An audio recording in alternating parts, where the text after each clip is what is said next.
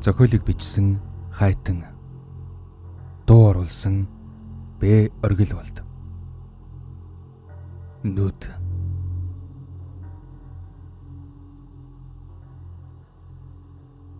Гүү аливч нэг төмөгхөн бариад байж байгаач. Гүү ирэх хүн юм байж доожоогүй гэдэг нь. Эмээн бохимдангуу үгэлэх хойдовынхан үгэнд зочсон жаалхуу ухас юм босч дөнгөж сая цоройгон зүсүүлсэн малын хойд хоёр хөлнөөс жижигхэн гарааран чан гадхан авлаа. Өнөөхөн дөрвөн мөчөн сарвагнуулан алуурчны гараас мулдархаар тийжлэх бүр тасарсан гол судснаас нь цус олгойдож мөч бүрээр үхэж байв.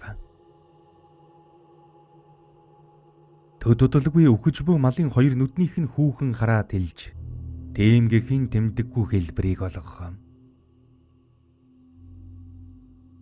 Хэдхэн мөчийн дараа үхэл ирэв. Сарвагн нь тийжилж байсан мал хөдлөхийг байж хил нь хошууных нь хажуугаар сулран унаад ирж юм. Энэ бол Амраагийн харсан анхны үхэл байв. Эцэгтэн тусалдаг сайн хүү нэрээр тавхан настайд нь ийн улай үзүүлсэн нь ирээдүйн их гардзын үүд байсныг хинч мэдсэнгүй. Тэр шүн хүү унтаж чадсангүй. Жихэн дээр нь өдөр аавынх нь муулсан малын майлах тун сонсогдож нүдэн хичнээн аньсанж ам тавсныхан дараа аав нь нударгаан чангахан зангидж аваад арьс махыг нь салгаж асан тэр дүр зураг саяхан юм шиг үзэгдээд юр болж өгсөнгүй. Өдөшн тогоо дүүрэн цовдаа чанаж суусан ээж нь малын зүрхийг авч модон гамбанц дээр хэд хуваан зүсснэн хүүдээ дээжийг нь өгнө.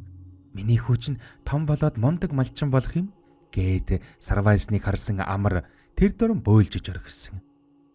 Үүнийг харсан эцэг нь боён тамалын маг гарахаараа бойлждаг ястай нэг амны хишгэн ард дээр гарсан хар хог юм та гэж ирээд сэмчин дороосон шүүрхийн илгэний цусыг завжаар нь савируулан идэж байв.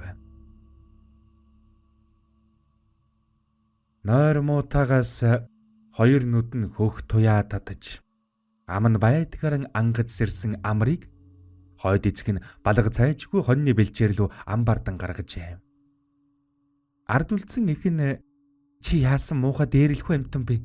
Хүний жаахан хүүхдийг яаж агууч нь юм гэсээр хэрүүлдэгдэн үлдэв. Өд дундын алдад налайж тогтсон хоньны дунд торойтол суусан хүү нэгийг сэдэж хоёрыг хээж байлаа. Хадтай хошууны бэлд бие биеэн дэрлэж шигүү ургасан ардснаас хэдийг тасалж авсан зэрэгцүүлэн тавив. Үүнийхэн дараа дээлийнх нь ингэрт буй хуучин даавуугаар хон хойлгож ойсон халааснаас шилний хагархай гарган ирлээ. Түүгээрэн нарны гэрлийг хуглан ардсны нэг үзүүр тусгахад юу юуг өөгээд ирж. Энэ үед хүү жижигхэн уруулан үлээж улам өөгээд ирэх үесэд алгаан хавсарч нүдэн анин залбирч гарлаа. Хөөрхий хонь минь би чамайг үхээсэй гэж хүсээгүй шүү. Та намайг уучлаарай гэсний араас эмээгийнхэн зааж өгсөн хэдэн майныг дарааллуулан уншив. Хэсэг дотор нь онгойж арай дээрдэжээ. Өдөш хавьд хонин туусаар гэртэн ирэхэд хөөрхий ээжийнх нь өрөөснүүд тис хөх болжход нээгдэхийн эцгүй түнтэд л хавдсан байхаж. Хойд эцгийнх нь хийсэн хэрэг болохоос цайлахгүй. Тэрсгэн шахам хоёр дүүн чансан мах болаазалдан байх зур ээж нь амарт тарг хийж өгөв. Хүү түүнийг нь ууж аваа. Ээжээ би эмээд очиж болох уу? Тэнд хоноод ирий гэвэл хойд эцэг нь ихэнх нь өмнөр орж тэг тэр жавган замд өгснэг очоод мэдээ тэр гээд хэв нэг шүдэн завсар орсон махан ухаж суужээ. Хөөрхий ээж нь одохгүй бүрэнхий залгана. Яаж ганцаараа явах юм? Би хүргэж өгчхөд ирий гэхэд хойд эцэг нь за яасан очиж наад нүдээ харуулж зовлон тоожж намайг харлуулж байгаа дэрх нөө гэхэд их нь арга буюу хүүдэн богц бэлтгэж өчигдөрхөн муулсан хоньныхон нэг гуйг боож энийг эмээтэй өгөөрэй. Ээжийнхээ нудамыг ийм болсныг битгий хэлээрэй гээд үүрүүлэн мордуулж өгчээ. мөдхөн бүрэнхий залгаад ирэв. Хүүгийнхээс эмээгийнх нь хүртэл 2 саагалтын дүд газар тул нэг их яарсангүй. Морой гэрээс гарсан даруйдаан хэсэг шогшуулж байснаа далдороод ирэхэд алхуулаад иржээ.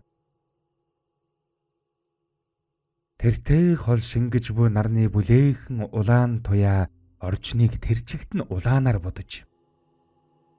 Үгээр хэлж боломгүй тийм сайхан үдсгэлэн бүрдэхэд харсан хинийч сэтгэл баясан.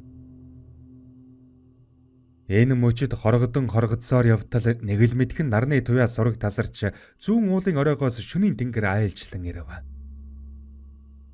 Харанхуй болохоос өмнө эмээдэн очорой гэх ээжийнхэн үгийг санан морьтойгон шогшуулмар айдаж байтал зүүн мөрөн дээр нь хэн нэгний амьсгалах чимээ хархан тэр. Тавхан настай чаалхүү харанхуй талд ганцаар нь явхад чон нохоо дайрахаас эхлээд аюул их. Дээрээс нь ээжийнх нь байнга загтаг. Чулуу шавартай газраар хамаагүй давхиж байж мориноос унаад үлдчихв. Гээх үгийг санаж шогшуулсаар явна. Нүдгүй харанхуй дундах хаана шавар чулуу бог таахын эцсэггүй. Гэнт нуруундаа үрсэн магтаа богцных нь гаднаас хэн нэгэн тэрч бас үе татан чангааж явах шиг санагдахад хүү октоос тоосон шинжгүй явсаар.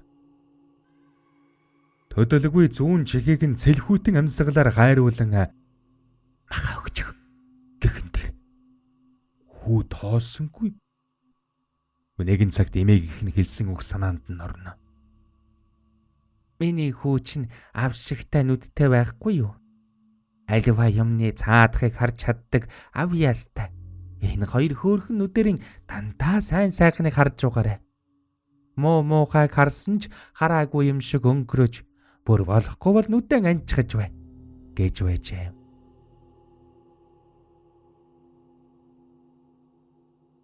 Хөө зүрхэн зогсож цусан царцтал айж байсан ч ар нуруунаас нь тэрчгээ салж өгөхгүй байгаа тэринг ажирх нь битхийг л огтоос мдээгүй царай гарган явсаар.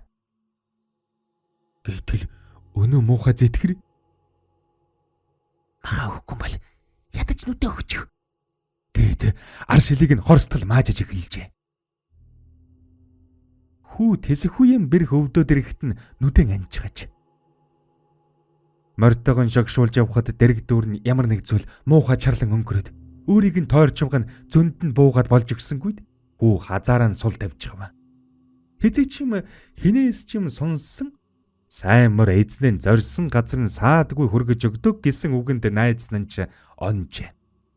Нэг л мэдхэд эмээгийнхэн гадаа ирж гисэн байлаа. Марнасан үсрэн буугаад үүдээр нь гүйн ороход бурхныхан урд бохирч суугаад залбирч асан эмээ нь хүүхээ чи чинь ийм орой юу хийж байгаа юм гэж уулгалдав. Бурхантай өдрийнхэн хажууд байх орны толгойноос татан өндийгөөд хүү тийш очиж гээ тэр бас юм дагуулчихж алив миний хөө бошуу дээлэн тайл гэхэд хүү амьсгаа ганж дарж амжилгүй дээлийнхэн бүсийг яаран сулдаглаа.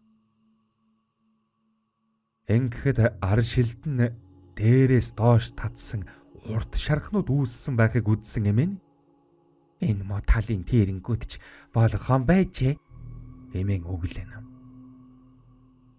Тэр дорон галынхан цогноос хутхан аваад хүүгээ нар зөв 3 нар буруу 3 тойруулав. Төрүүхэн л чихэн дэрэн шахам нүдэг нь нэхэд байсан хоол муухай хашгирсаар холын холд одох нь хүүд сонсогдөжээ. Алуу миний хүү наашаасуу айсан уу гэж зээгүүгийнхэн толгой гэлнэ. Хүү дээлэн буцааж өмсөд айгаагүй таны хийснийг санаад нүдэ анаад л ирсэн гэхэд эмээ ингээд энэ орой юу хийж явна? Эмээдээ очие гэд ирсэн юм. Ээж танд энэ махыг өгсөн гэд авчирсан богцтой махан дааж ядан ширээн дээр тавихад эмээ задлан хараад бүү бозар хэдийн тэрнгийн хоол улаа шив хармалж өгсөн ганц хуйн ястал хар тэрнгийн голыг зогоолоод гэв. Богцон задлан хартал оройхон мордоход шинэрээ шахан байсан нойтон мах юу юугүй ялзарч өтөөд өмхийг хангалуулж байх юм гинэ. Эмэхүү хоёр орондон оржээ. Эмээ, та надад нөгөө үлгэрээ яриад өгөөч гэхэд хөгшин эх нь за тэгье. Эртээ урд цагт аргамаг сайн хүлэгтэй ардын дундаас төрсэн айхтар нэг эр байж гин. Санснаа авдаг, сарвайсан та хүрдэг. Эвд үйтэй эд гавтай сайн эр ардын амнаас нэг нүдний тухай сонсчээ. Буруу муу газраас дөрвсөн нэг шулам бурхны олон шавнарт номын хүчээр хөөгдөж явахдаа бууж өгч сав шимийг сайнтай муутай нь ширхэг нүглийг ч дутаахгүй хардаг шидтэй нүдээ ухаж өгчээ. Түүнийг нь бурхны олон шавнар номын дугандан хадгалж байхад нь залтай цайтай хулгайж сөөлж авсан юм гэдэг. Тэр хулгайж айлын шүлний ганц хоныг сөөлж явахад нь өнөө сайн эр барьж авч хүрээ газар аваачиж 15-ны цагдаа тушаана гэхэд нь хулгайжэр айсантан тэлгхэн ингрээс нөгөө шолмын хоёр нүдийг гарган ирээд сайн эрд бариад хулгайж цаяа минь хуруугаар татаад амар байлгахгүй юм. Дутуугийн сэтгэл минь дуг нойрондож дуудаад байх юм. Нэг л удаа намайг өршөө. Нартад би ахиж үл үзэгдэнэ гэж хомсолдог 2-3 гараан хүний номыг илүү хардаг хоёр нүдэрэн андгаалээ. Надад байгаа эрдэнэ гэвэл энэ л байна. Нэгийг санаж намайг өршөөж энэ эрднийг минь аваач гэж гуйсан юм гэдэг. Сайн ирж ужрыг солоод сайныг санаж нөгөө хулгайжийг тавьж явуулчихаж. Харин энэ тухай нэг номтой хүн сонсож хүрээнээс хөдөө нутагт байх сайн ирээс очиж нүдийг нь авсан гэдэг юм. Ингэхдээ гар хөрсөнд гай дуудаж таарсандаа түүтгэр далдаг энэ нүдийг намтай улс дарж хүчийг нь зөөллөн хүний тусын тулд хэрэглэхээр авлаа гэж гинэ. Тэр цагаас тэр нүд энэ сав шимийн хамаг сайн сайхныг харсаар зөөлдөж хүм мал тусалдаг сайн хүний удамд заяадаг болсон юм гинэ. Тэр нүд нь надад байгаа. Тийм ээ. Цөг гим. Эмээ юу гэлээ? Ийм эрдэн шиг ховор нүдтэй гэдг нь хүнд битгий хэл. Хоосон хатанд ч бүү дуулга. Энэ нүдийг чинь бид хайрлан хамгаалж хамаг амтны тусын тулд хүчийг нь гаргах юм шүү дээ. Муу хүмүүс дуулвал миний хүүгийн нүдийг яана гэж. За, онт да божин бар минь. Бүр орой болчихлоо. Зүүдлээрээ гүнж зэрэг зохиолыг бүтэн хувилбараар сонсохыг хүсвэл Mbook аппликейшн болон Mbook вебээр сонсороо.